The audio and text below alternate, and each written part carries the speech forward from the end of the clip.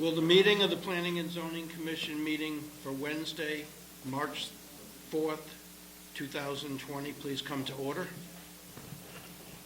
For the benefit of those who have not participated in a Planning and Zoning Commission meeting, our procedures are as follows. The Secretary will read the legal call of the meeting as published in the local newspapers.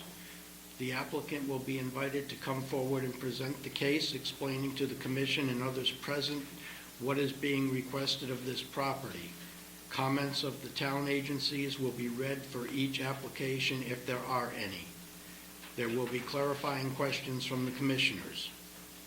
Then there will be opportunity for clarifying questions from the audience. First, those who wish to support the application may come forward, and second, those who oppose the application will be invited to come forward. As this is a public hearing, it must be recorded, and it is necessary for speakers to identify themselves and state their name and address before addressing the commission.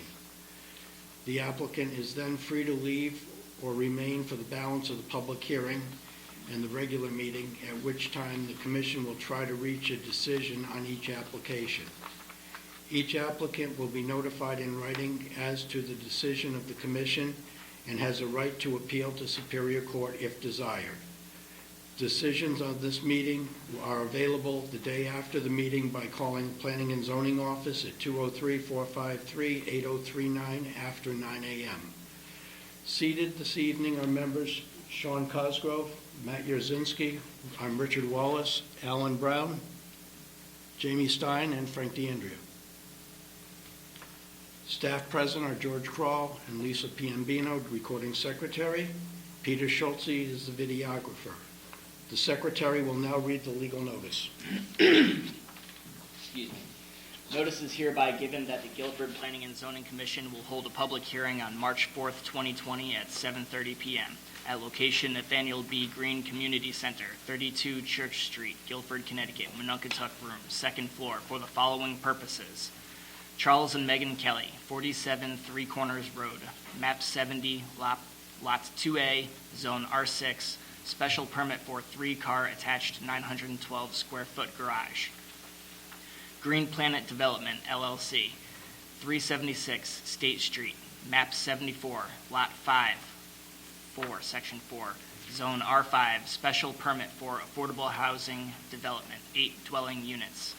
Copies of these applications are available for inspection in the office of the Planning and Zoning Commission, Town Hall South, 50 Boston Street, Guilford, Connecticut. At this hearing, persons may attend and be heard, and written communication will be received. Dated at Guilford, Connecticut, this 11th day of February 2020. Bill Johnson, Chairman. Okay, first up is Charles and Megan Kelly, 47 Three Corners Road, map 70, lot 2A, zone R6, special permit for a 3-car attached garage, 912 square foot. Good evening. Good evening. My name is Richard Mara. I live at 24 Coggins Court, Guilford, Connecticut. I'm a general contractor, self-proprietor of Delmar Builders. I've been contracted by Mr. Kelly, the applicant, to construct a 3-car garage. I believe you've been furnished with the plans. If not, I have copies. Please. They're coming around the bush. I'll come this way.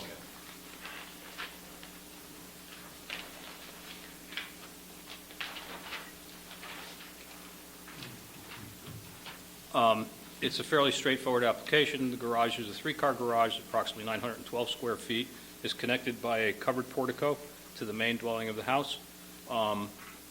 It's slightly oversized in that it is kind of a necessity with 3 cars and 2 kids and another kid on the way, or a young kid who's growing up. Lots of storage necessary, and the house is built on most of a slab, but it has no basement. So storage is a kind of a key point of this project. Do you have any questions? I didn't have enough come forward. I'd like to see if we can. While he's doing that, I'll read a letter into the record here from Aaron Mannix, our zoning enforcement officer. This is dated March 3rd, 2020, to the Planning and Zoning Commission. The property owner is proposing a 3-car garage with unfinished storage above for use by the existing single-family dwelling. The garage meets the definition of a detached structure and exceeds the footprint of 750 square feet, therefore requiring a special permit. The new structure will replace an existing detached two-car garage that is currently located in the area. The proposed structure complies with the required bulk standards for the R6 zone in which it's located. The parcel is just under 1 acre, and the topography of the lot slopes downward to the east. The applicant is addressing any increased stormwater by installing a 74.9 cubic foot storm tech infiltrators on the northwest side of the property. Erosion and sedimentation controls are shown on the site plan depicting the proposed stockpile location surrounded by silt fence. The existing gravel driveway will remain. Should you move to grant the application, the commission may wish to include the following conditions. 1, the Town of Guilford zoning enforcement officer should be notified to inspect the sedimentation and erosion control measures prior to any demolition or site construction. Soil stockpiles should be contained by silt fencing and or hay bales. Soil erosion sedimentation control measures shall be maintained until vegetation is established or suitable materials installed to the satisfaction of the zoning enforcement officer. 2, all stormwater management systems shall be inspected by town staff at the time of installation. There's also a letter from Dennis Johnson, Director of Health. The applicant's proposed garage construction does not conflict with the location or operation of the septic system currently existing on the site. It is recommended that the applicant's special permit be approved. Good with those? You need copies of them? Please. You can take these. Thank you.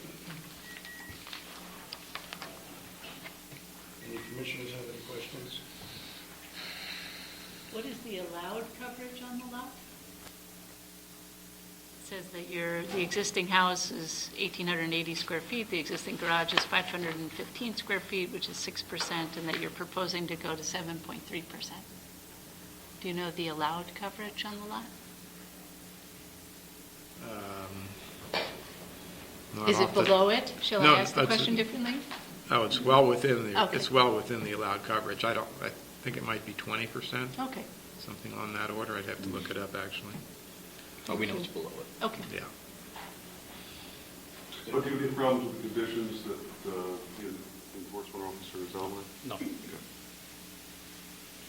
Are there any questions from the audience? Would anyone like to speak for the application? Anyone like to speak contrary to the application? I'll motion to close the public hearing. Second. All in favor? Aye.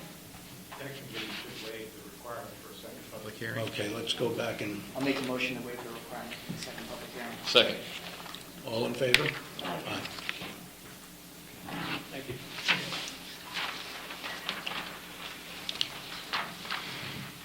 Next up is Deborah Whitcomb, 103 Shell Beach Road, map 13, lot 9, zone R1, coastal site plan to lift the seasonal cottage to make it FEMA compliant.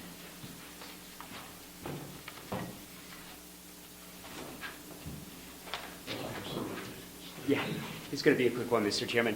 Good evening, Mr. Chairman, members of the commission. For the record, my name is Michael Harkin. I'm a professional engineer and principal of Harkin Engineering, located at 78 Wolf Hollow Lane in the town of Killingworth, Connecticut.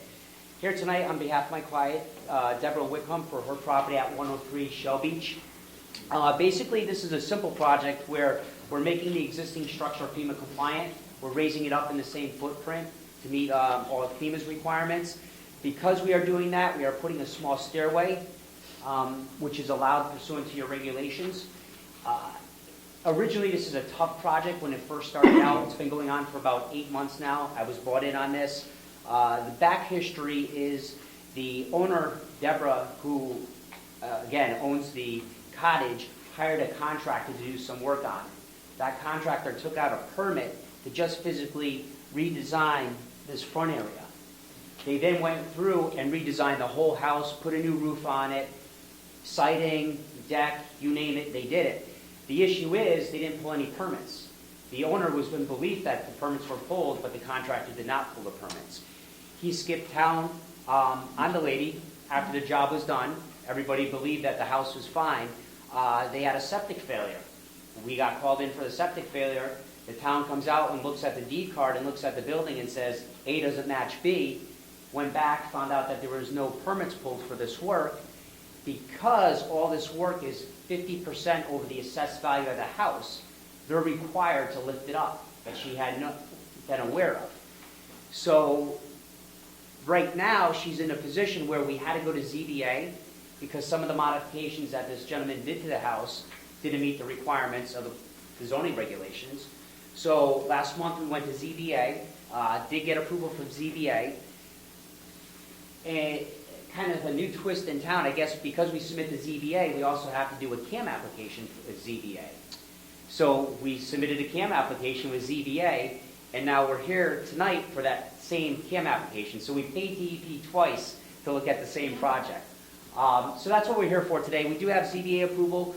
We do have CAM approval from the state for the ZBA portion, and now we're here tonight in front of you for the planning and zoning CAM approval. If it is approved tonight, we will then do the septic design for the proposed project, and then the structural engineer will come in and design the footings to lift the house and raise the house. You answered my question about the value and the FEMA compliance. Yeah, they were over 50%. She was not aware of that, and now she has to eat the cost of raising the house, which she didn't want to do to begin with. There are several letters in this file.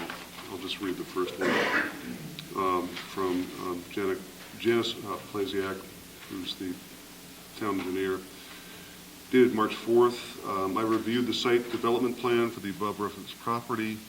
The proposed house construction appears to be compliant with town of Guilford floodplain management requirements and will be reviewed in detail at the time of building permit application for flood compliance.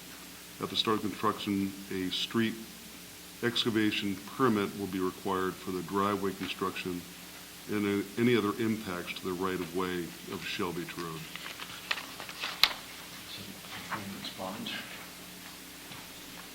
You guys got one from Kevin McGee here dated March 3rd. Coastal Area Management Review. The information provided indicates that the existing house is being elevated to a FEMA compliant with new steps being installed.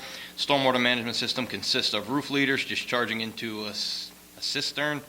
The coastal resource policies applicable for the property are coastal hazard area, rocky shorefront, coastal waters, and fertile flats and shellfish concentration areas. The site plan provides for erosion and sedimentation control measures that are designed to protect the adjacent coastal resources. The work being conducted could have an impact on the adjacent coastal resources if the erosion and sedimentation control measures are not properly installed and maintained. In order to make sure that the coastal resources are protected, I will recommend the following conditions of approval. 1, the Town of Guilford zoning enforcement officer should be notified to inspect the sedimentation and erosion control measures. Prior to any demolition, site construction, soil stockpiles should be contained by silt fencing and or hay bales. Soil erosion and sedimentation control measures shall be maintained until vegetation is established or suitable materials installed to the satisfaction of the zoning enforcement officer. 2, the site should be inspected daily to make sure that all construction debris has been properly disposed of in a covered dumpster. You got those? That? Oh, we didn't get it, but we agreed to those terms. We got one more here from Planning and Zoning. Dennis Johnson, Director of Health, March 4th, 2020. The application proposed to elevate their existing garage for FEMA compliant proposed is recommended with the following conditions. The conditions of approval.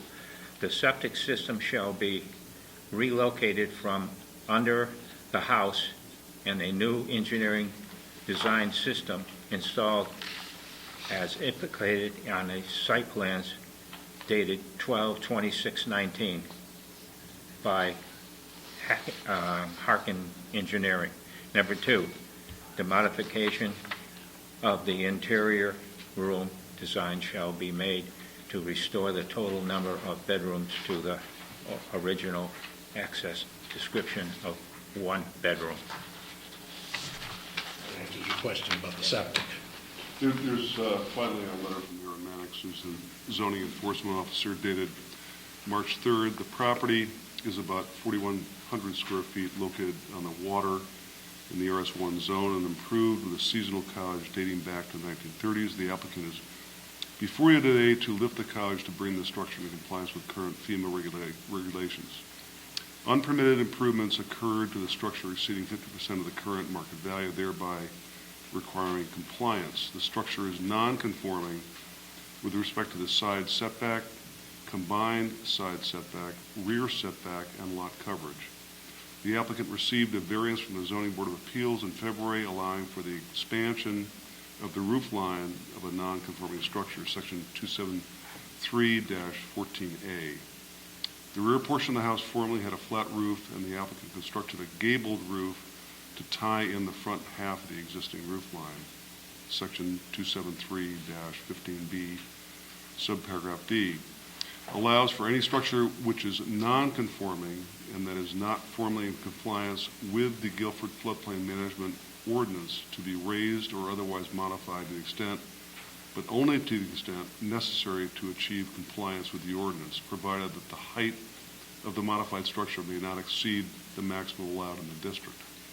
No permit shall be issued for such alterations unless the applicant submits an affidavit from a Connecticut licensed engineer or other qualified professional that all of the proposed alterations are no greater or more extensive than is reasonably necessary to comply with the floodplain management ordinance. As this property is non-conforming with respect to lot coverage, the new egress stairs and landings to grade are considered such a modification. An affidavit has been submitted by a CT licensed civil engineer, Michael Harkin of Harkin Engineering. As per section 27391J, subparagraph 1, the applicant is provided an unobstructed view lane at a minimum of 8 feet in the side setback along the northwestern property line. A formalized driveway with paved apron is proposed for off-street parking. Lastly, the use of the property is a seasonal one-bedroom cottage.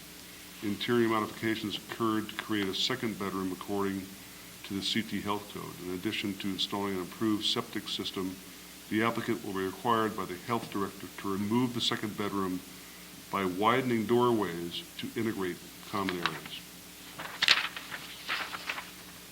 So, as you can see, we've had a lot of boxes to check. We have checked them all.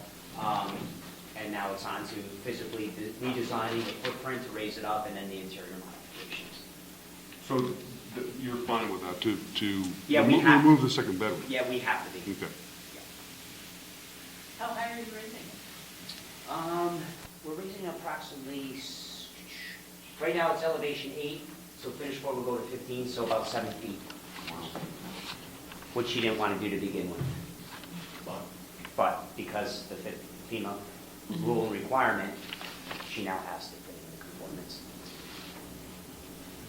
And that is regulated, that's not anything that we That is correct. can waive. That is, exactly, that is a federal. Any more questions? Be careful who you hire as a contractor. Do you need copies of any of those? No, sir, I can get them from Lisa tomorrow. Any questions from the commissioners? Any questions from the audience? Neighbors? Sir, come forward to the microphone and... I'm Garth Varian. I live at 113 Shell Beach Road. Having put in a up-to-code septic system myself, I'm just curious about, given the size of that lot, how they're going to do this. So that's my only question. I would like to know that our waters are protected.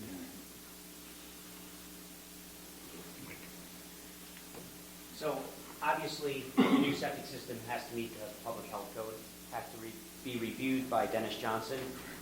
Before I actually got involved, the town had gone out and conducted soil testing, even prior to me being involved with the project in the front yard area. So instead of being under the house, it's going in the front yard area, partially under the driveway, partially in the grass area. It's actually the furthest away from Long Island Sound. It is a shellfish area, so instead of going in the back, we're going in the front to keep that away. Yep, it will be 100% code compliant, it has to be. Compliant for a one-bedroom house. For a one-bedroom house, correct. Okay. That is the requirement. It was a one-bedroom house to begin with. It was modified to the second bedroom. It's increasing the nonconformity, hence it has to go back to that one bedroom. Anyone else questions? Anyone in the audience to speak in favor of the project? Anyone speaking against the project? We have a motion to close the hearing? Second. This doesn't require a second hearing. Right, this is a camp. All in favor? Thank you. Okay, Mike. Next item is Green Planet Development LLC, 376 State Street, map 74, lot 5, subs 4, zone R5, special permit for affordable housing development, 8 dwelling units.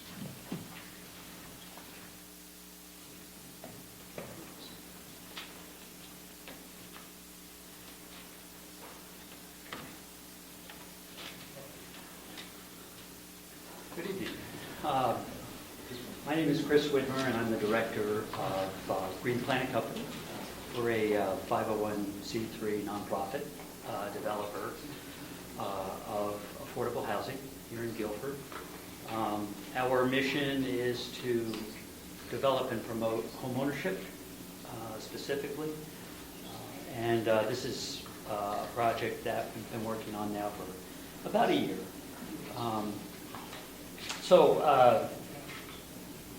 Let's see, our agency or our organization is located here in Guilford. Our board of directors is scattered about here. They are, Betsy.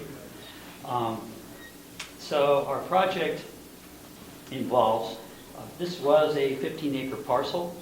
It's just north of 95 on State Street. To orient you, the first thing we did was we divided this into 4 lots. This is lot 1, lot 2, lot 3. And tonight we're talking about lot 4, which are the 8 cottages in the back of the property. Was the lot all part of the parcel that was owned by the house on State Street? That's correct. Okay. Yeah, there's an existing house on State Street that Right. this was all part of. Right. Yeah, there's a pond on the property, a lot of wetlands, and the geography is rocky and sloping in some of it. So,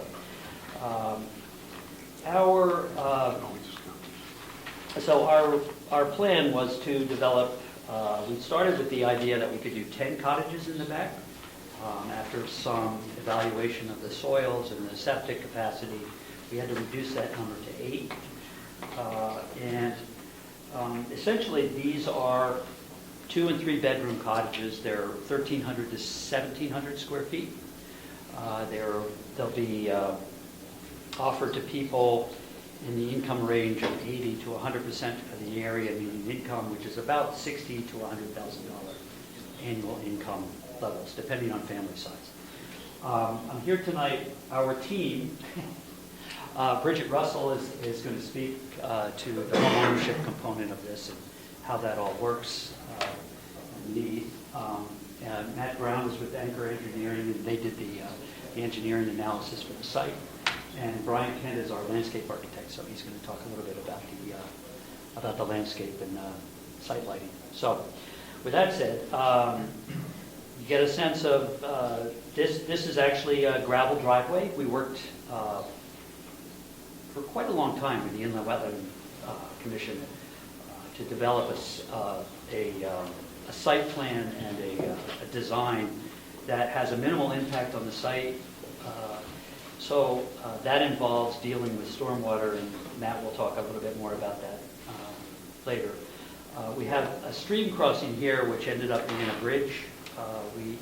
The Inland Wetland Commission was concerned about disturbance of the stream, so we found a bridge, a timber bridge actually, that will span that stream. Part of our plan and proposal is to do something with the pond. Right now, it's being choked off by Phragmite, and we did get approval from the Inland Wetland people to begin the process of eradication of the invasive Phragmite. So, let's see. So, here are the cottages. And you can see they're about a story and a half. We tried to keep them as low profile as possible. They all have porches on the front and decks on the back. So They all face north? actually, they don't. They step up the hill, and their roofs are sort of to the southeast. And I think that was by design. But it looks like they're all on the south side of the... Yeah, so let's see. Well, the porches are on the back of that. Yeah, the porches are back here. Oh, okay. And well, the covered porches are here, facing the road and the pond. This is 95 here. Yeah. And I think one of the things that we're doing with this is, as our name implies, Green Planet Company, these will be green and sustainable units. So these roofs are really oriented in such a way that we could accommodate solar Sure. if need be, and that is the plan. So they're being designed to Department of Energy net zero energy ready standards, and will be certified as such. So the cottages, yeah, so the cottages are, small, but I think well designed in that they have a lot more space inside. It's sort of open plan. There are 2 and 3 bedrooms. The 3 bedrooms typically have a bedroom on the ground floor, which sort of broadens our marketing to perhaps empty nesters, people that might want to stay in town and can't afford it. And then ultimately, that's the complex. I've So met with... no garages? No garages, no. Right now, we have parking, we have 3 parking areas, 20 parking spaces total for 8 units, so we're exceeding the town regulations, which really only require a parking space. And you built a path to the pond? Yeah, there's actually a path that goes all the way around the property. And there's a path that runs the driveway, Brian will speak to that a little bit, that connects these with State Street. So will you have an association of some kind that will maintain Yes. the sidewalks and... Yes. So the plan is to develop a homeowner association, which will be sort of the overseer of this. We're looking into, because we as a nonprofit would like to do more of these locally, and one of the things we're looking into is a community land trust, which would enable our group and a community group to own the land essentially and give it back to the project on a 99-year lease.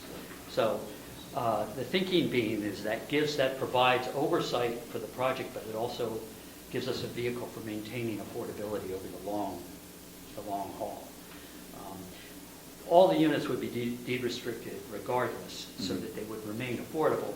But I think there really needs to be one more layer of oversight that allows us to sort of keep an eye on things and make sure that the project is running properly.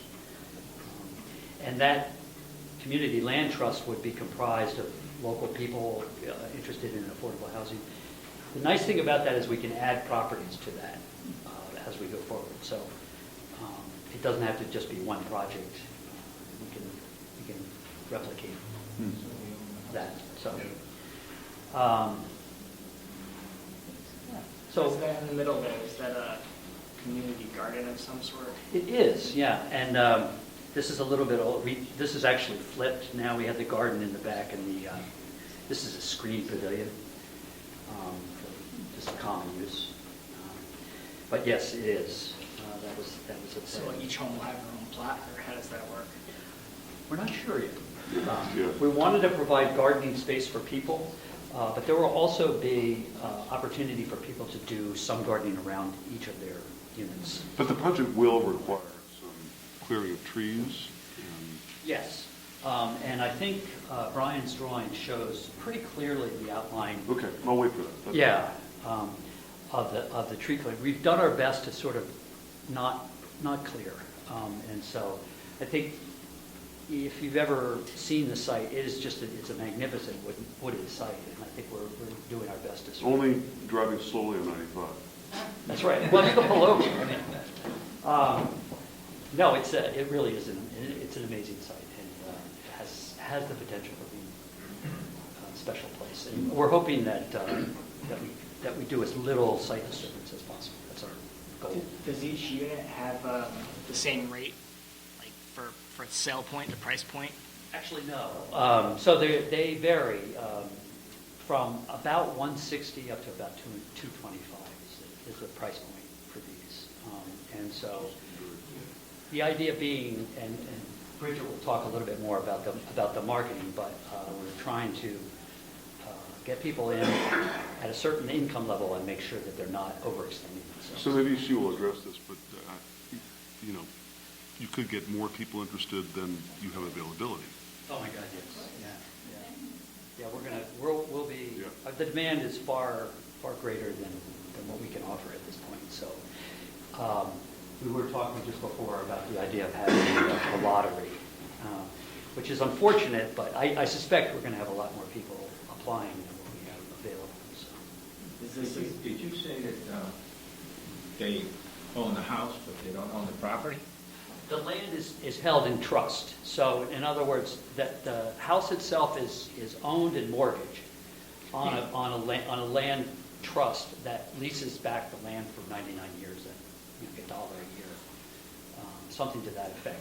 We're still in the process of working through some of that, as George can attest. We are working with, the state is providing some funding to this, so they're going to have some input in terms of how this is structured.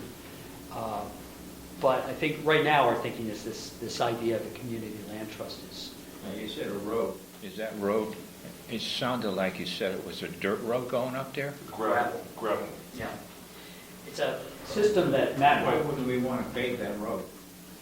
Well, it's important to remember that we've got, so there's going to be a substantial storm runoff. And I think part of the idea of a gravel road is that we have the opportunity to retain some of that stormwater right at the road. So the system that we're using allows that to occur. So we're filtering and saving a certain portion of the rain that will fall. And in the sense that gravel kind of keeps people going at a slower pace, one of our board members, Michael, has been a vocal advocate of gravel driveways. I think the town was not really thrilled with it, but I think we're kind of, we have a system that has been tested for retaining stone. So it's an actual system of gravel that allows the water to filter through. And the gravel will run off. That's part of your point.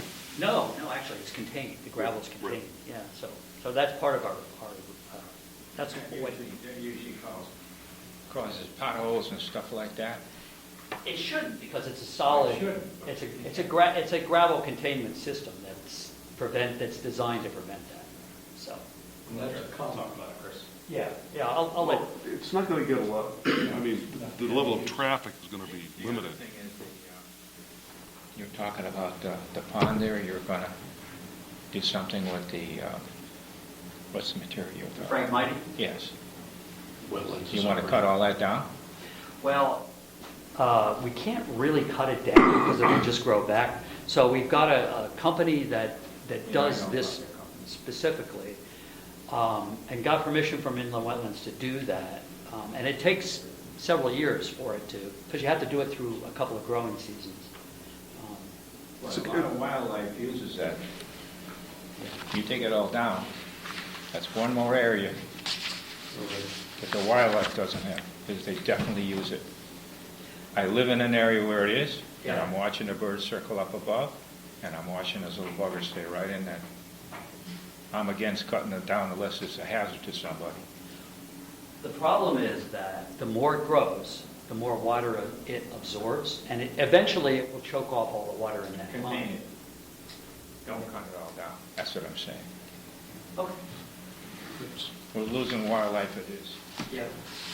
In 20 years, we're going to lose Well, it's- 25% of the wildlife we have. But the pond is being invaded with an invasive species. That's correct. That's the point. Yeah. It's not a native species that's in the pond.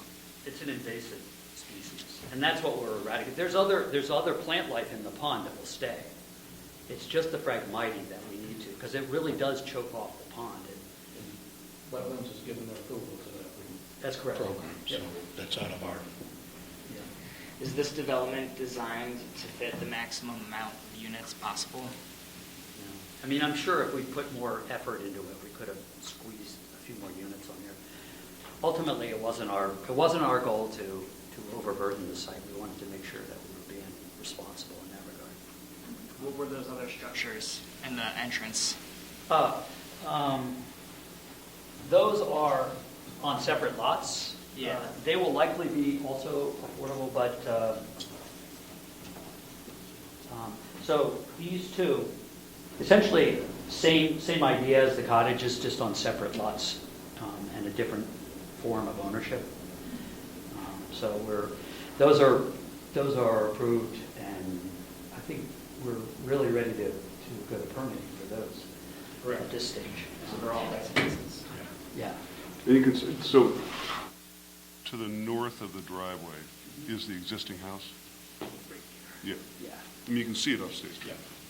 yeah. I mean, it's a beautiful house. It's surrounded by trees, though. It's been unattended for a number of years. I mean, it's structurally, it's fine, but it just needs, it's for sale if you're interested. So I'm going to turn it over to Bridget, who's going to talk a little bit about the homeownership. Thank you. Hi, good evening. My name is Bridget Russell, and for the last 40 years, I guess I've been in banking, in real estate development, and for the last 13 years, I've been working for Neighborhood Housing Services, which is a nonprofit that's located in New Haven. They've been around for 40 years. They do affordable housing development and lending, and they have a nonprofit real estate company. I work as the managing director for the Homeownership Center. So a lot of the work that I do revolves around homeownership promotion. And that would be my role in this particular project. We are referred a lot of individuals and families throughout the state, and I would say primarily I meet with a lot of people from greater New Haven for homeownership classes. So whether it's just the homebuyer education workshop or landlord training or money management boot camp, we kind of meet people wherever they are on that homeownership continuum. Big components and believers that education and information is what really empowers people to be, at the end of the day, sustainable homeowners. I like to say we're kind of a one-stop shop in that the information that they're receiving, they're receiving information on all the different mortgage programs that are available out there for first-time home buyers. So they don't have to go to all the individual banks to find out what they have.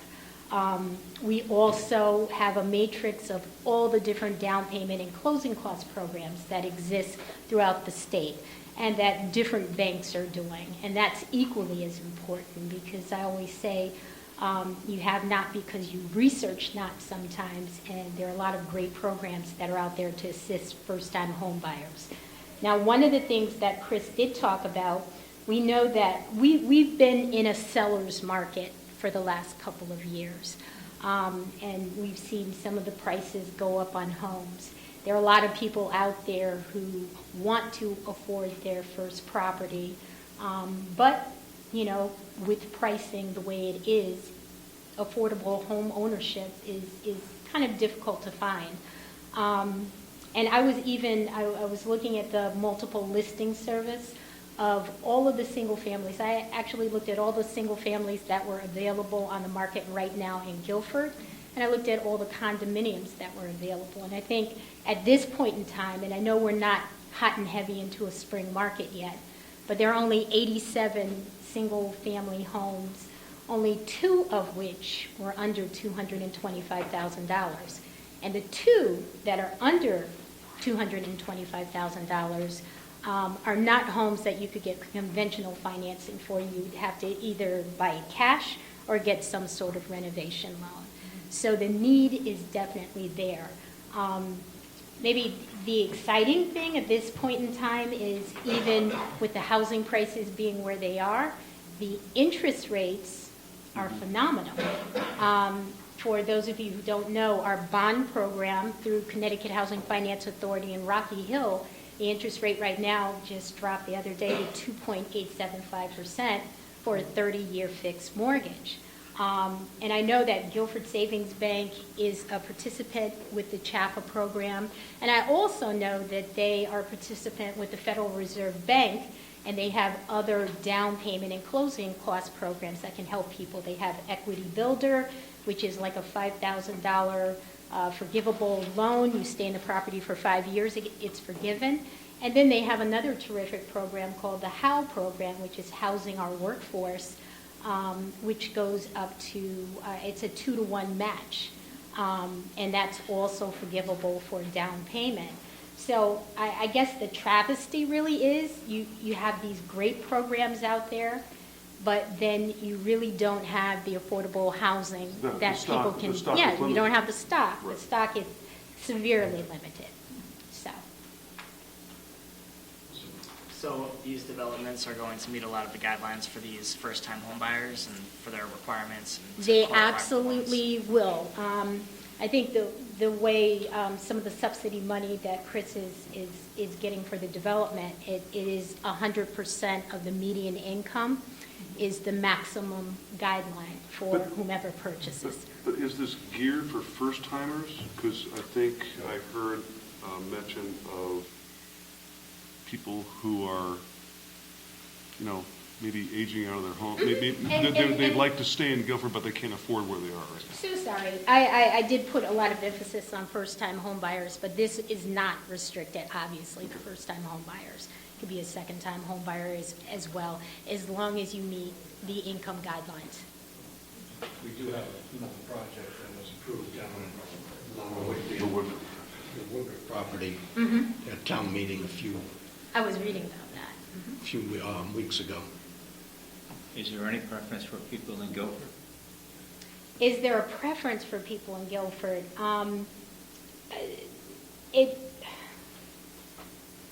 There wasn't a preference for people in Guilford that I was aware of in terms of how we're going to market it. We do have to market it fairly, and that's why one of the things that Chris referenced is the possibility, and it's probably a real possibility of actually doing a lottery, because obviously if you hear the price range and you see the beauty of these actual units, you know there are going to be a lot of people who are interested in purchasing.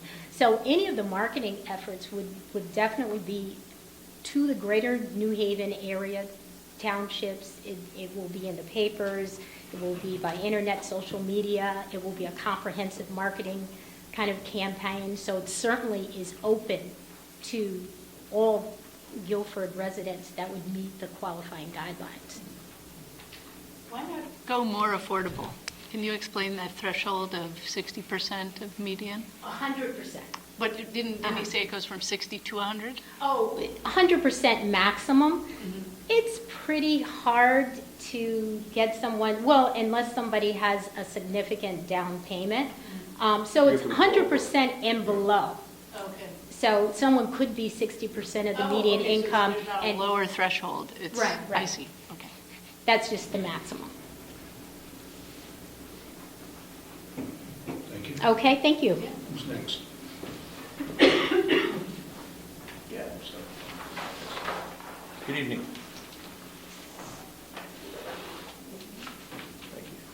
Good evening. My name is Matt Brown. I'm a registered professional engineer and a principal with Anchor Engineering.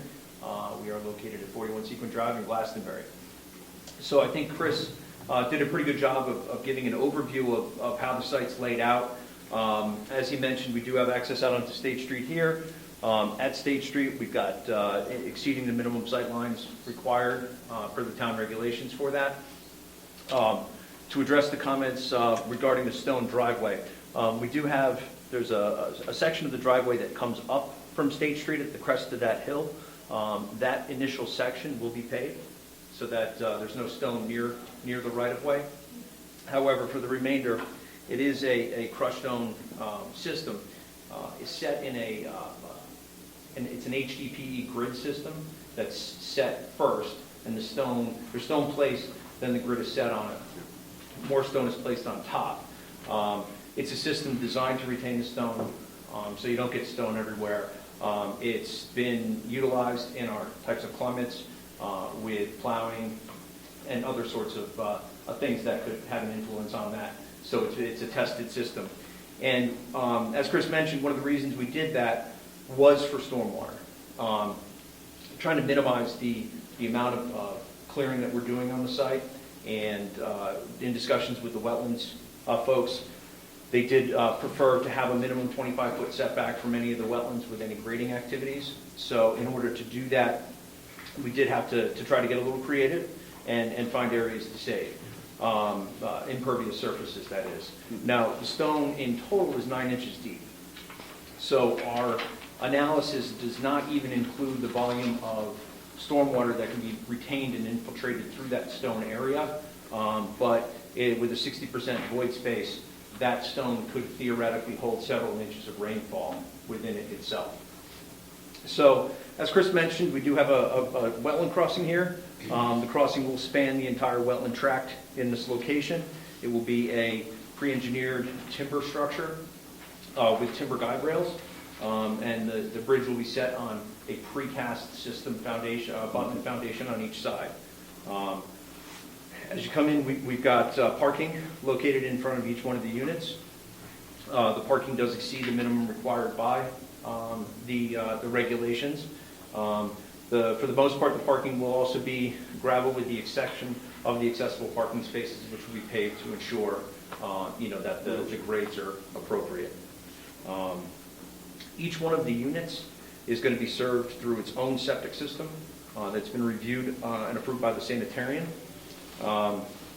Again, those have been designed to minimize the clearing that's going on the site.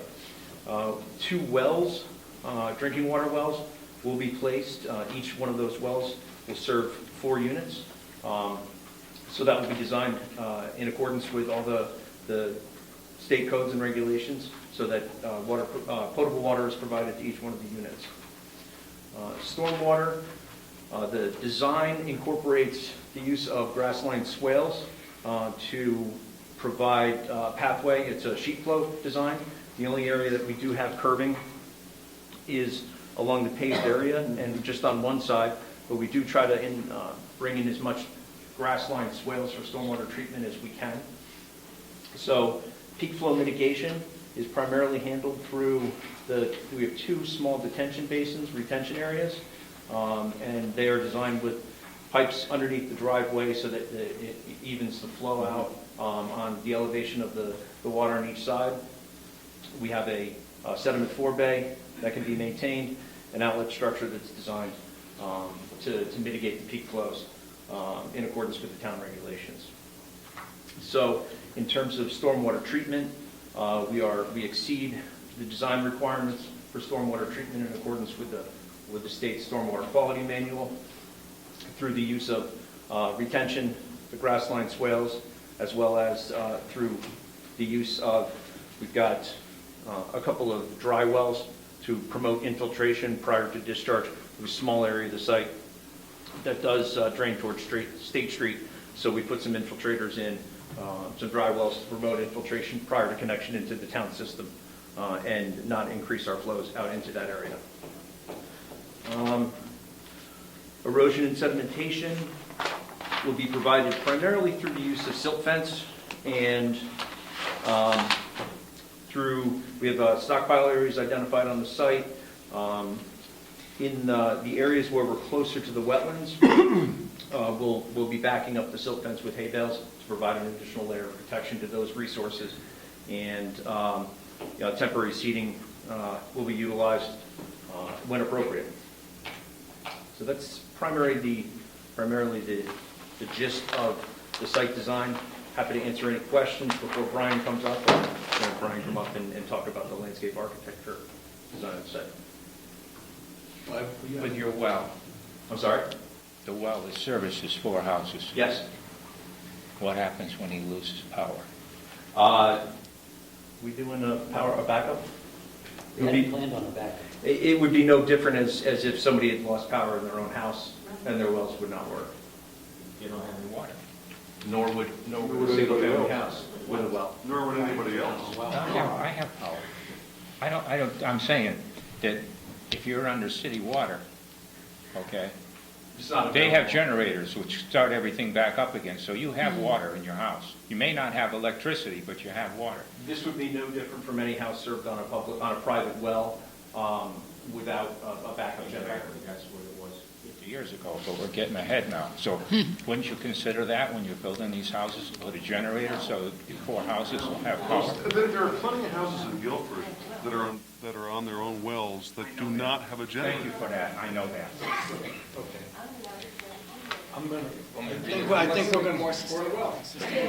I think we'll waive some till the next person comes in, because we got some relevant staff, yes, letters. Okay, we've got the landscape architect, one more presenter.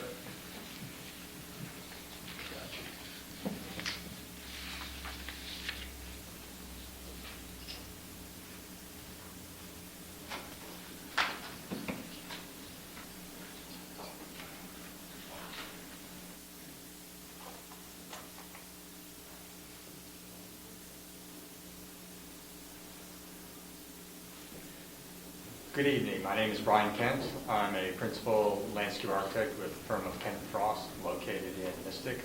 And we've been involved in this project, I think, from the outset of the design activity. So we have been working hand-in-hand with the architect and with the civil engineer. So our work is fully integrated into the designs of the architecture and the engineering that you've seen so far tonight.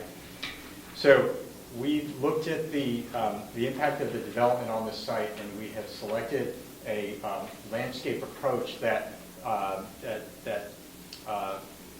uses canopy trees to shade the cleared areas, specifically around the driveway and the parking areas.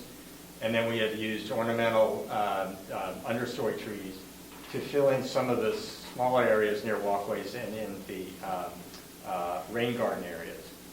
And then we've used shrubbery in the rain gardens and other kinds of plants that would to help filter the water in those rain gardens. We have left space around the specific units. We've identified it as planting beds for the owners to plant their own plants around the front porches, et cetera, of their own units.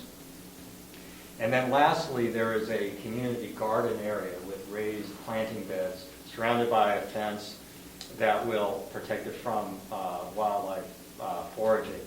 And individual owners can claim a plot and then raise their own vegetables and herbs, et cetera, in that protected garden. There's a small pavilion associated with the garden to provide a communal area in this kind of central gathering area. So now I'm going to go through the plan and point out these features to you so that you can connect the dots as I explain them. So what you're seeing here is the cottage cluster. You have the units arrayed here across the bottom of the sheet, and the driveway coming in through the center, and then the circular turnaround. Within that turnaround, we're simply planting lots of trees. We want to reestablish the forest ecosystem as much as we can in this, this circular area. So there are a variety of native canopy trees and understory trees inside the circular area. That's the only planting we're doing there, just so we can bring back some of what exists today on the natural site. And then along the edges of the driveway and the walkway that fronts the driveway and parking areas. So parking areas and cottages are all connected by this walkway, which will be a concrete sidewalk, all right, so that it can be cleared and maintained easily in the wintertime. and it runs the length of the cluster. And then from it are arrayed the individual walkways to the front porches of the units.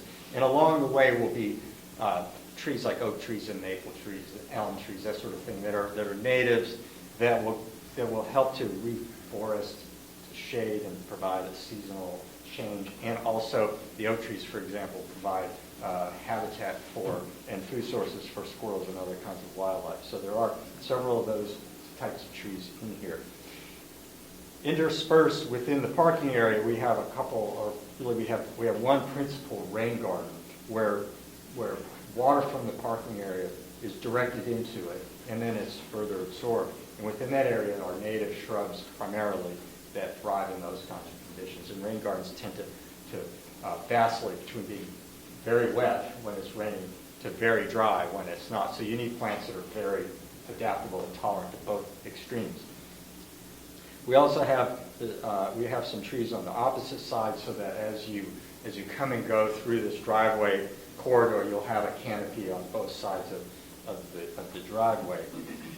Here in the center of the cottage cluster is the community garden, and like I said, it'll be scaled so that the planting beds are only about 3 to 4 feet deep, so you can reach across from both sides, and say 8 to 10, 12 feet long, about the size that an individual or a small family, I think, could easily maintain. And then a small pavilion that looks over the garden.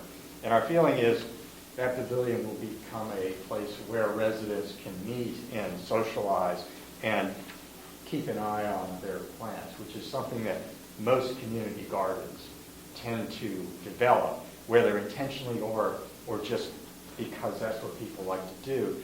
And we're planning for that. So we're being proactive in that sense. So this is the planting scheme for the cottage cluster, and what I haven't yet mentioned is the ground plane, which is principally going to be turf grass.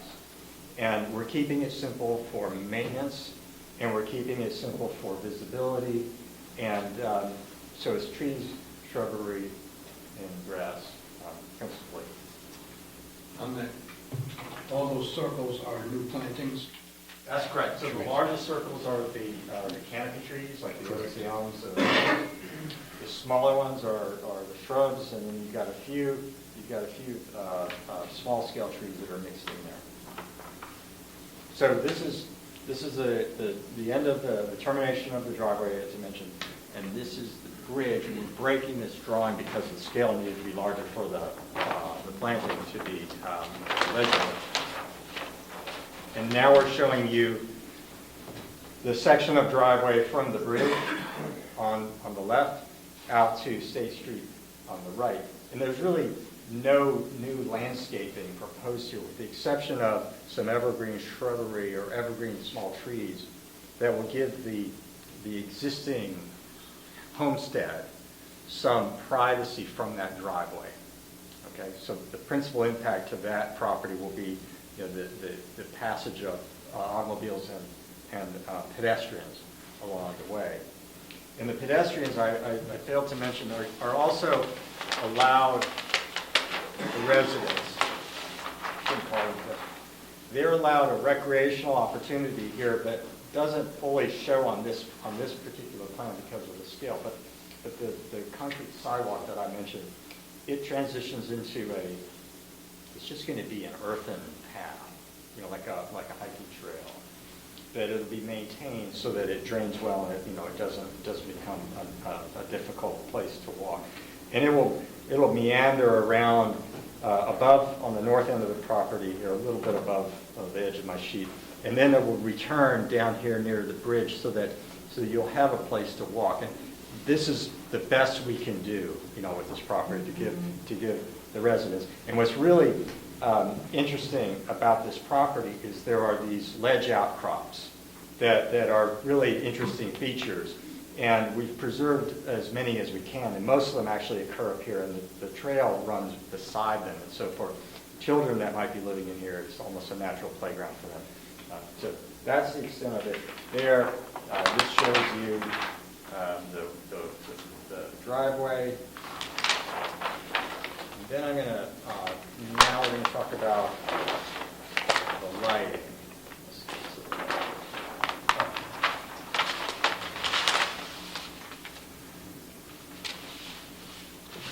So there needs to be area lighting on the driveway and the parking area for safety and just for, kind of to meet your municipal standards for a small neighborhood.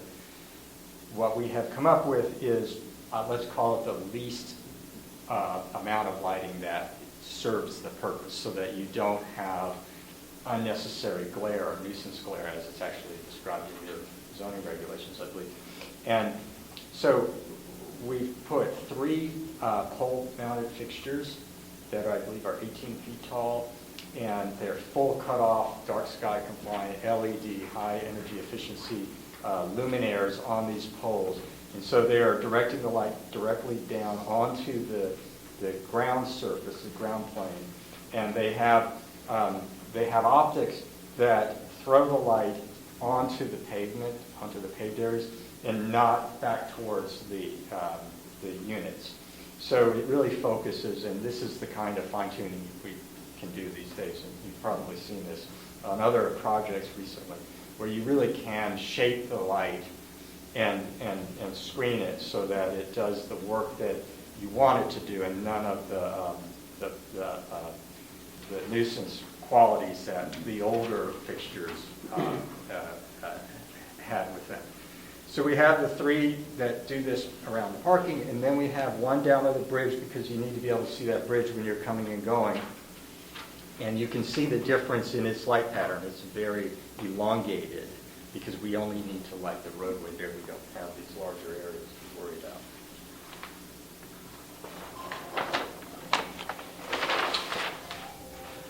Okay, and then on our way out to State Street, we have more of those elongated light patterns from the same kinds of poles.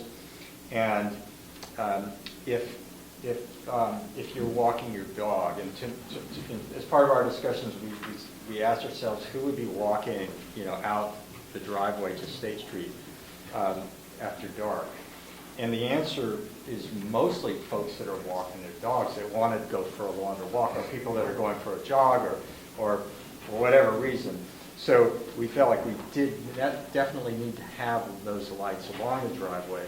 And once you get to State Street, you've got this municipal lighting that's out there. So it connects the residential area all the way out to the public road. Also a little spillage from 95. So that concludes my presentation. Do you have any questions about any of this? We got some comments from the environmental planner and the town engineer regarding the driveway and the landscaping, and some of the construction comments. All right. Sean, would you take Janice's letter? Yeah, sure. So the first letter I'll read in the record is from Janice Plesiak, is the town engineer, dated March 4th. I reviewed the site development plan for the above referenced property. The project includes low-impact development and adequate stormwater management, along with permeable gravel access drive construction. The following conditions of approval are recommended. Number 1, as noted at time of subdivision, this access driveway is a private driveway with no maintenance or plowing to be provided by the town. It is recommended that an association or some legal mechanism be required to be formed prior to issuance of the CO to provide for the maintenance of the shared infrastructure, parenthetically driveway, storm water system, timber bridge, walkways, potable water supply, etc., for this development, and include the 2 separate lots that will utilize the access driveway. Number 2, detailed engineering plans and specifications for the timber bridge shall be submitted to the engineering department for review prior to construction. This bridge shall be designed to adequately handle design loads for fire truck access and other needs of the development. As-built drawings shall be submitted at completion with certification by the engineer. Number 3, the engineer for the development shall submit verification to the engineering department that adequate sight lines have been provided at the intersection of the access drive and State Street prior to the issuance of the CO. Number 4, the installation of the engineered permeable paver access drive and stormwater detention system shall be done under supervision of an engineer to ensure proper construction. Certification by the engineer shall be provided to the engineering department or the zoning enforcement officer that construction was completed in compliance with plans and details. Number 5, it is currently unclear if the fire department has approved the use of the pond and the details for the construction of the dry hydrant intake system for adequate fire protection for the development. A fire protection plan and details for the project shall be installed and receive written approval from the Guilford Fire Department prior to issuance of any certificate of occupancy for the development. Finally, number 6, a street excavation permit shall be applied for and issued by the engineering department prior to any work occurring within the town right-of-way of State Street. Chris, are you, I have it. you have a copy of this? Okay. Kevin McGee. Jamie? I'm happy to read it, yep. To Guilford Planning and Zoning Commission from Kevin McGee, Environmental Planner. The applicant is proposing to construct an affordable housing development with 8 dwelling units on a 9.5-acre lot with an approximately 1,100 linear foot private road. The applicant has completed the checklist to guide low-impact development best management practices and is utilizing several of the recommended practices. The proposed 20-foot wide road is being constructed with a permeable gravel construction. Stormwater management consists of water quality swales and detention basins, roof leaders discharged to subsurface infiltration systems.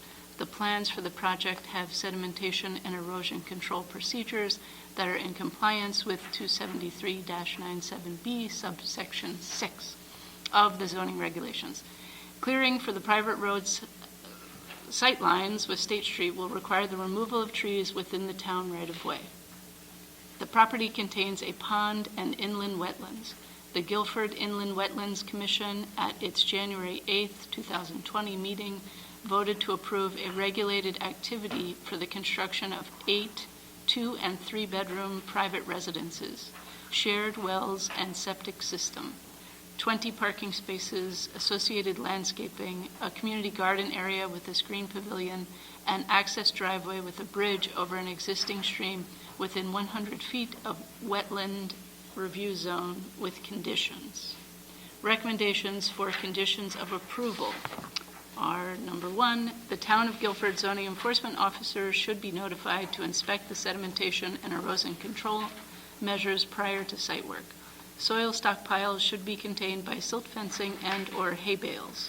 Soil erosion and sedimentation control measures shall be maintained until vegetation is established or suitable material is installed to the satisfaction of the zoning enforcement officer. Number 2, any trees being removed for the roadway sightline within the town right-of-way be noticed for removal by the town tree warden. Number 3, a licensed engineer shall inspect the installation of the pervious driveway and stormwater management basins. The engineer shall provide a letter to the zoning enforcement officer certifying that they have been installed according to plans. Number 4, to assure future compliance of the stormwater management system in accordance to section 273-75F of the zoning code. A written maintenance and operation manual for all the stormwater management systems located at the project site. The manual should provide provisions for yearly inspection, maintenance of the stormwater system, and yearly reports to the town engineer. The maintenance schedule should include, but not be limited to, weekly, monthly, and quarterly inspections of the catch basins, the removal of accumulated material, non-native invasive species in the swales, and energy dissipators. The maintenance plan needs to provide a statement that the stormwater management plan will be reviewed annually so that the inspection/maintenance requirements may be modified and that any changes to the plan would require the approval of the town engineer. B, an as-built drawing of the completed stormwater system prepared in accordance with section 273-75F, stormwater management subsection 6, parenthetically construction. And C, finally, the applicant shall file a maintenance covenant on the land records as required by Section 273-75F, Stormwater Management subsection 7, maintenance covenants of the Town of Guilford zoning code.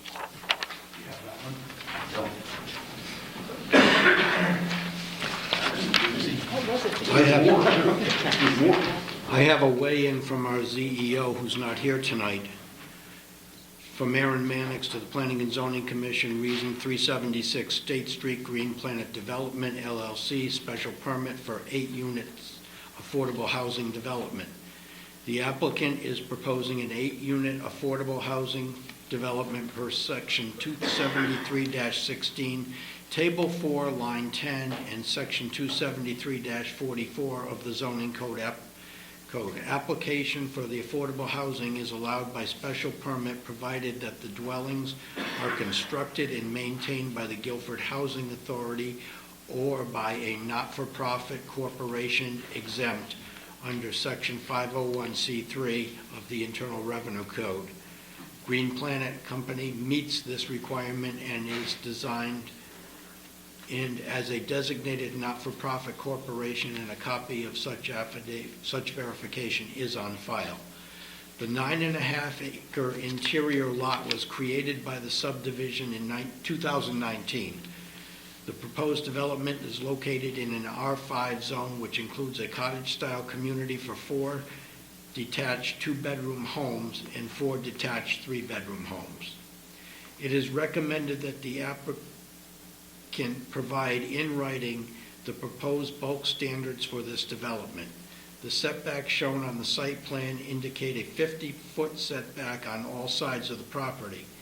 However, it is unclear whether the applicant is proposing to maintain all standards for the underlying R5 zone. It is important to establish this at its time of approval to avoid any ambiguity in the future should homeowners wish to modify their homes or construct accessory structures. As proposed, the homes shall comply with the R5 standards. The applicant has submitted a lighting plan for driveway access. Staff recommends that all lighting be pre-cut off at night, sky friendly. The applicant should provide fixture details prior to an issuance of any building permit. The applicant should provide the minimum standards required for each unit with respect to income and affordability. In addition, the applicant should detail the mechanism for maintaining affordability and sustainability of the development. Staff recommends a 30-year deeded as an affordable unit. Please refer to Section 273-80, which is attached, for standards for granting a special permit application. Should the applicant prove to need more time to address staff concerns, the Commission may hold the public hearing open for 35 days without an extension from the applicant. Do you have this?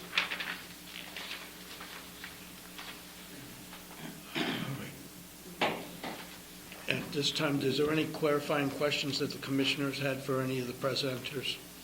Do all of the homes comply with the R5 standards? All of the proposed homes?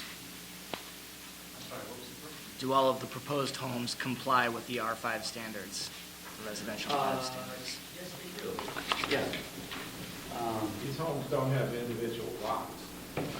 Are not placed on individual lots, so therefore setbacks from lot lines and things like that aren't really relevant to this particular development. But I think what Aaron's suggesting is that for future, we should establish some kind of parameter or rule with respect to what kinds of additions and or accessory buildings might be allowed so that there's no ambiguity about that in the future. These aren't on the individual lots. This is just going to be one lot under common ownership. But this is one of the details that we're going to have to work out in the next couple of weeks. And for all intents and purposes, it's essentially a condominium, and so I think there are rules and regulations guiding the addition or any kind of alteration to the existing dwellings for that reason. Is that something that could be stated in the deed, or how do you? I believe it can, yeah. I mean, just in terms of this last sort of section here about the 30-year deeded as an affordable unit, I mean, I'm particularly excited by the concept of the community land trust, because I think it does add a little bit more time than 30 years. I mean, how close are you to figuring that out, and is it going to be in time for the submission of this? Well, the state, who is providing some subsidy to this project, requires the units that we develop to be affordable for a 20-year period. 20 years. Yeah. We would, as a nonprofit, extend that. And some other funding sources may require that to be extended as well. So it could go anywhere from 30 to 50 years, which I think would be sort of more appropriate. There are a couple of loose ends associated with this project I was going to mention later, but such as the fire pond. You may notice you don't have a memo from the Director of Health. He has approved all of this from the septic point of view, but he didn't write a memo. So we are going to recommend that you continue this hearing for another 2 weeks to the 18th, and we're going to try to button up these issues prior to that so that we have a motion that kind of deals with it as much as possible, including the issue of ensuring affordability and the possible creation of the land trust. We'll try to tighten that all up before we suggest you act on this. I was about to state the same thing. Is there any questions from the public? Come on up and They're not. My name's Susie Kesselring, and this is my backyard that you guys are all turning into a town, it sounds like. I own half the pond, or a portion of it, and my kids have grown up on paths that my husband has preserved over the years to preserve the wildlife. And there are pileated woodpeckers in the backyard, and there are bobcats with babies, and there are all kinds of wildlife that it makes me sad to think that it will be in the process of creating something that I know is a brilliant idea, but I can't sit here and say that it doesn't affect me. I am pleased to hear that we're going to continue this, and there's more that I would like to talk to you about. I know we've never had a chance to meet, but I've been working to afford the house that I do live in. And like if there are going to be lights on those paths that sound incredibly close to my backyard, that I would not be okay with. And I would like to see how far that abuts to my property line. So I guess I don't have questions so much as just wanted to express my opinion and thoughts about all of it. The McKenzie household, that is the house on the corner that you see on State Street. Mr. McKenzie, he wrote a book called The Birds of Guilford. He is a known horticulturalist in this area, and I think he's probably rolling over in his grave right now. So I have that book, and I have pictures of all the wildlife, and I have memories of the pond. And so I hope that if this continues to go through, that you are good to your word, and that this will be a sustainable project and protecting all of the people that already live around this area. It's not just 15 acres in the woods. There are existing neighbors that it will impact. The lighting, will there be sound ordinances? I wasn't envisioning a pavilion and a community garden and things like that. That sounds bigger than just cottages in the woods. So, and entertainment paths, those rocks, those ledges are right where my tire swing was. So it impacts us as homeowners on this property. And I just wanted to let you all know. So, thank I have a question. Does the development provide recreational access to the ponds? I know there's that path that goes through. I think the path is pretty much the only connection to the pond. We're trying to keep the perimeter of the pond as natural and undisturbed as possible. Our path is actually, it's like a trail more than anything else, and I know. that is, I talked with Tim a little bit earlier about that. He had some concerns about Yeah. the proximity of that to your house. And Marjorie's, yeah. Yeah, and I think that there is that, that path can be any place. It doesn't have to be in that particular. But we'd like to have at least part of it go by the pond so you can sort of see the pond from some location. And by path, I mean, it's probably not even going to be wood chips. It's probably just going to be sort of a wooded path. So that's Any other questions from the public? Step forward and come on down. There's going to be a time for favor and against, so. Oh. So I would, This is we're really doing the questions question. now. All right. We will have, Can I ask one more question? please, if you have a question. I do have a question. Where are the leaching fields going to go? Which way will they face? other side of, closer to 95. Okay. The other side, yeah. Okay, thank you. That's one of the things Dennis would be weighing in on. Any other questions? Anyone want to come forward and speak for this project?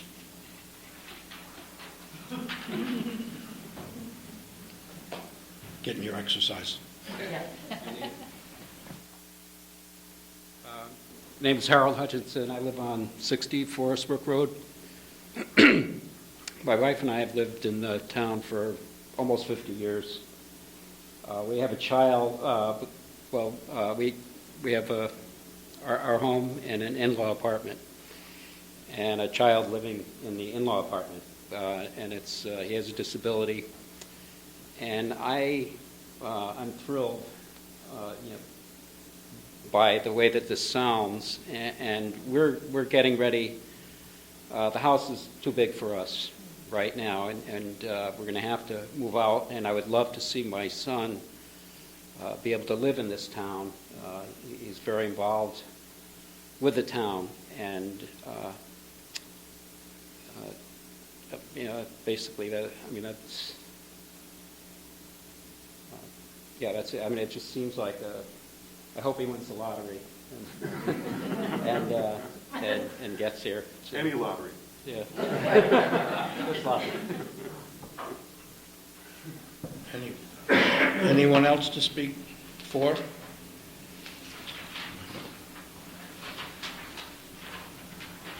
Hi, my name is Kate Barron. I live at 62 Half Mile Road. It's nervous up here. I wanted to tell you that I grew up in Guilford on Lover's Lane and became a single mom and wanted to move back to Guilford and didn't have the means to do so. And so I was blessed to move into a house that I bought with my sister at 357 State Street. It's directly across from this property. And I now am in a much better spot. I have several kids that all go to Guilford Public Schools. And I'm kind of the product of what we would hope people to would be able to have that opportunity. I just wanted to say I'm very much in favor of this, and I think go forward with it. Thanks. Anyone else? Betsy? I'm Betsy Sterzel. I've known Chris for a number of years because I worked at the Guilford Housing Authority, and he saved the Sachem Hollow project on State Street, which was faltering. That project is on the other side of the highway from the place that Chris is going to be building. He saved that. He then created at Boston Terrace on Boston Street 10 precious little one-bedroom apartments for handicapped people. We've never had enough in Guilford affordable housing specifically for handicapped people. And at the Boston Terrace site, people were very worried with some of the concerns you had. The project there on the borders of cemetery However, in the cemetery, there was so much wildlife, and then behind the project is a large marsh and field leading eventually to Calvin Beach. And Chris took all of this into consideration when he was designing these units. There are already 40 units there, so the wildlife that exists there was used to 40 other units. But 10 other units, which Chris designed,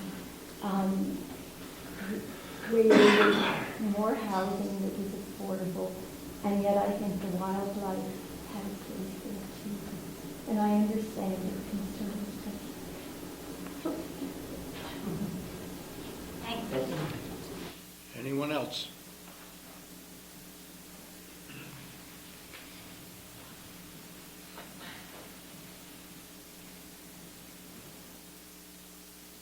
My name is James Bowen. I live on 55 Flat Meadow Road. I've been in town for about 5 years, and full transparency, I know Chris. I have actually gotten to know him over the past 2 to 3 years, walking a lot of the trails in Guilford. And I share your sentiment, and your sentiment also with preserving the pond and your woods near your house. That said, I also agree with a lot of the things that you said, that I think Chris would be a good leader to develop a project like this and preserve the wildlife and preserve the area, but also still allowing affordable housing for people like your son. So I think that he's somebody, based on my experience of getting to know him, is trustworthy. I think that your concerns should absolutely be addressed, and I think that Chris would be willing to accommodate and talk through those things. But I think it sounds like a great project. I think it's a good investment for the community. So I just want to share my support. Anyone else? Well, yeah, okay. Tammy Francesco, Social Services for the town of Guilford. And I just think that over the years I've seen so many people struggle financially and work really hard in this community. And a project like Chris's, where those people who have overcome that kind of diversity and put a lot of effort into staying in this community, it's really nice that he's able to offer these folks who have worked hard this type of opportunity to actually own something in Guilford.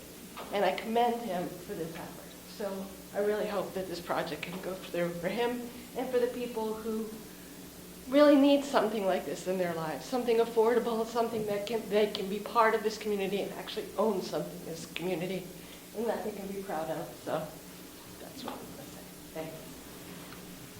Any other comments? Seeing that we are going to extend this to the 18th, can I have a motion to close the public? Well, let me ask. Recommend. Hold on, last question first. Sorry. So go ahead, Frank. Yeah, before you do that, so do you think we can get some type of idea of how far the houses that are this woman's houses, check on the photometric plan to see, make sure those lights aren't going to have any spillage on our property, almost like we would do for any commercial or residential development. And then we would probably want to also look into any type of, I don't want to equate it to a commercial property, but sometimes we talk about noise and amplified music, stuff like that. Is that something? Because this is something kind of unique that we haven't touched on a lot. So maybe we should just take a peek at that. Yeah, we can look at that stuff. Yeah, as part of the plan. And some of the noise could be addressed to some extent within an association plan. Is that fair?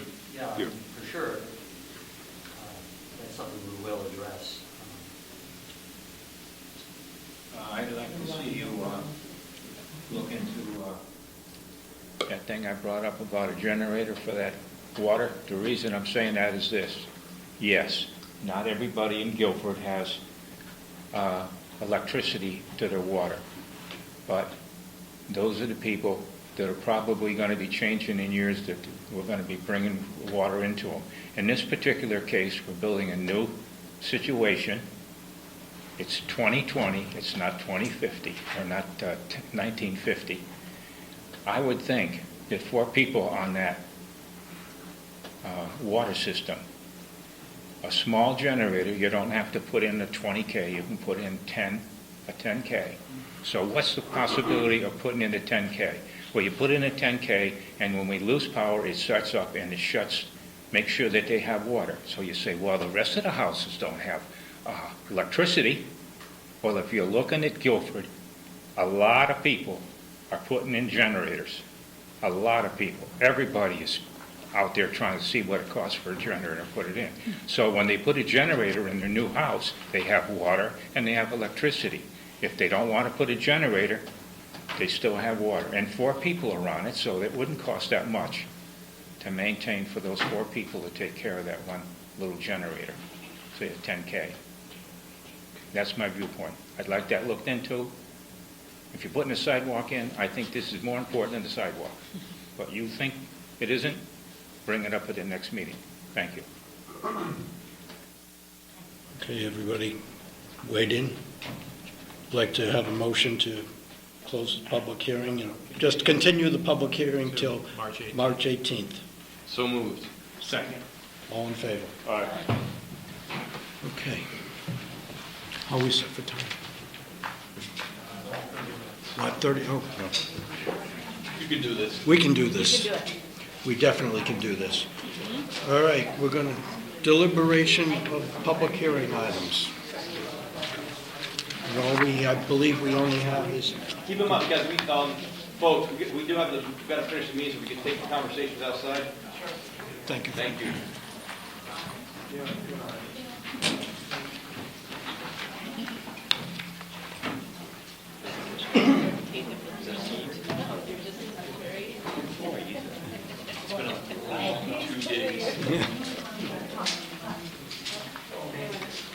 Deliberation of public hearing items. Well, we have, yeah, we already, we need the Kelly. So, Kelly first. start with the motion. Yep. All right, I'll make a motion that the Guilford Planning and Zoning Commission approve a special permit for Charles and Megan Kelly at 47 Three Corners Road, map 70, lot 2A, for a 912 square foot garage as shown. Zoning location survey for Kelly property dated December 16th, 2019, revised on 1/13/20 by Anderson Engineering and Surveying Associates. Kelly residence garage exception dated 10/2/19. This application is approved. I think I wrote my conditions. What were they? I gave them away. As was it Aaron and Kevin? Okay, with Aaron's, two conditions, as noted. This application is approved based upon the finding that it conforms with the zoning code. Special permit is effective on March 13th, 2020, upon filing with the town clerk. Discussion? Straightforward. Pretty straightforward. Yep. Call the question. All in favor? Aye. Okay. Motion for Deborah Whitcomb. Yeah. You're good. Voted that the Guilford Planning and Zoning Commission approve a coastal site plan application for Deborah Whitcomb, 103 Shell Beach, map 13, lot 9, as shown on application dated 12/14/19, and site development plan and erosion control plan for Deborah A. Whitcomb, dated 11/14/19 by Harkin Engineering LLC. This application is approved with the following conditions. I would add the 2 from Dennis Johnson on Yeah. the septic system. One by Dennis Johnson, Director of Health, Kevin McGee. and Kevin McGee, Environmental Planner. This application is approved based upon a finding that with the variance granted, it conforms with the zoning code and is consistent with the coastal management policies of the state of Connecticut. Second. Any discussion? I do find it kind of strange that all of this happened and there was no, I mean, how did that happen? The contractor just didn't. Yeah, really bad contractor. He Sounded like. doesn't have insurance to be liable for that? I mean, But she did not verify it had insurance. I mean, people hire contractors all the time that are could disappear the next day. Okay. Maybe undertaking seeking some remedy, personally as well. So- Now she's putting the bill on all this. Yeah, because I mean, I would assume 50% of the market value of that property is extensive work. Yes. Yeah. And after she spent that amount of money, and now she's going to have to raise the house by 7 feet? Yeah. And I mean, yeah, I mean, just sort of, it presents, to the design of that very small sort of coastal area, this kind of 7 feet up and not seems. Anybody having any further in that whole area Right. anymore would have to be that FEMA. Have to be that way too. I see. I don't really know the enforcement circumstances and all the nuances that it took place before to get us to this point, but I think there's been a lot of interaction with the town, the building official, zoning enforcement, and also engineering, floodplain management. Been a lot of back and forth, and I'm sure a lot of pain and suffering along the way. Yeah. I can understand the way Dennis put the condition of one bedroom and making the rest of the place an open space. So all in favor? Aye. Okay, we have pending applications. Stephen Reed, 113 Whispering Woods Road, map 125, lot 7-13, zone R8. Special permit for accessory structure over 750 square feet for the construction of a 1,200 square foot detached garage. Set public hearing date for 3/18. Actually, these first three items, you've already We set have. the public hearing date, so there's no action required for these first three items. Okay, we have done that also. You've done Town of Guilford, Jacobs Beach, and you've done that, yes. You've already set the hearing dates. The Ag Society we did. No, you didn't do these are new applications. Under B, these are the ones you have to act on. I think we did the first Ag Society, the special permit regarding scheduling we set for that. Okay, I'm not, But we didn't set the one for the special permit to construct the 4-pole barns. That's correct, we did not. All right. Guilford Ag. recommend you do that for 318. I think you did both of them, actually. I'm not sure. You know something? Going through the minutes, yes. So this should also, these two should also be under pending applications. The only new one is Camp Surfside. Camp Surfside, correct. LLC 299 Old Sachem Head Road, map 4, lot 9A, zone R5, coastal area management to construct stairs to access pier. Receive and set public hearing date for 4/1/20. Need a second for that? Okay, have a second? All in favor? Aye. Other business, we have a mandatory referral from the Board of Selectmen. This is for Jacobs Beach. For the splash pad, correct.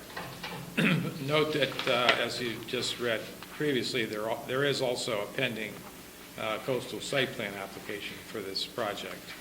So what you're being asked to do under the mandatory referral is pursuant to 8-24, which requires for any substantial capital improvement of the town that it be referred to you for your comment and certification that it complies with the plan of conservation and development. Got it. So I'll make a motion that the Guilford Planning and Zoning Commission approve a mandatory referral from the Board of Selectmen in accordance with CGS 8-24 for development of a splash pad at Jacobs Beach.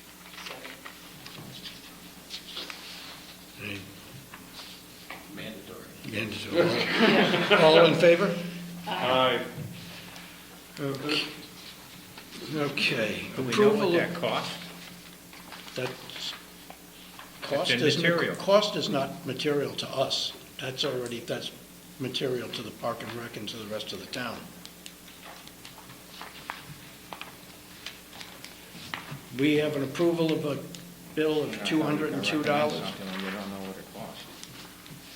I think there was some fundraiser they were trying to get $150,000. But it doesn't matter, it's we're a land use commission. We can't be concerned about the cost. That's a Park and Rec. Yeah, we can't do curious too. I am. I understand Not on it, this I understand position. it, but I have a hard time going along with something I don't know what costs. So we got a bill for the short publishing for legal notices of $202. Can I have a motion? So moved. Second. Approval of the minutes. I'll make a motion. As I said, I saw it. Second. All in favor? Abstain. I'll abstain. You weren't here. Is that it? Does Okay. that pass? Being at 9:15, we don't have to have Peter change the tape. Can I have a motion to adjourn? Thank you.